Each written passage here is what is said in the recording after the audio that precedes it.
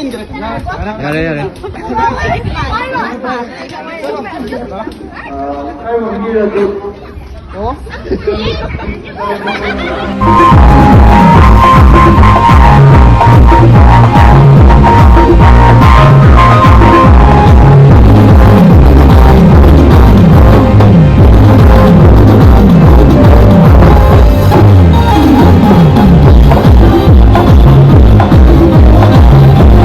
Line Manipuri YouTube channel na swing birba mayam pum namukpu amuka hanna taram noksari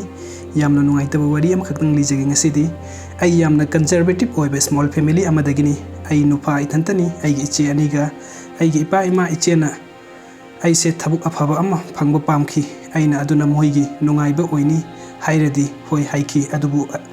Class 12 loiraba matung ay se hopeless person amoiki maramdi ay 12 exam da second position Jawahar Navodaya Vidyalaya da lakhi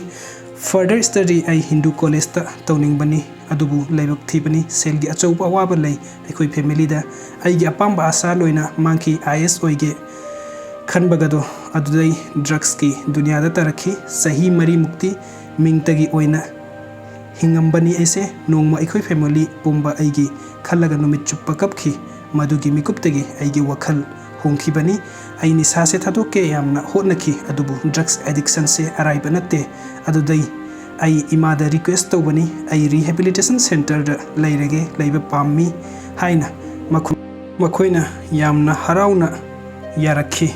center da lairakan positive oiba ai gi future gi yamna khanki center da tholaklaba matung ai sor sangna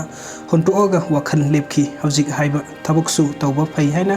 adudagi mathangi numitagi lyric books paba horaki hojik su nixingli aina imada haikibadu ima ai gi goal se phangba ngamgadra haina imana pokhung oina kari gi ngamoi ngamni lyric paradi aduga nisa season na lepadi soidana ngamni haina masina aibu yamna strong ohenki ima gi pokhum singna Pangal piki adudai ai numit chuppa adum larik paki mapal thukta bida gate phawba lanthokta sahi ama 1.5 years matung ai exam amada selection pangaki mikop to ai yamna haraujana makol thokna kapki aikoi family pumbasu nungai jabai kapki ai hojik thabuk tawri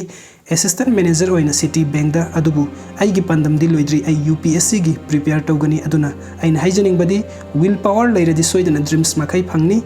phangbangam gani never give up your life haingi life se punsi haise amuktang phangba offer ni fazana perfect oina season nadawni BSc ibirakpa Debras ni mayamna video se loidri phawba ingbi damakta mayam pum namukpu amukka hanna thagachari anoba update ki damakta nuksibidana channel na subscribe to biramu thank you so much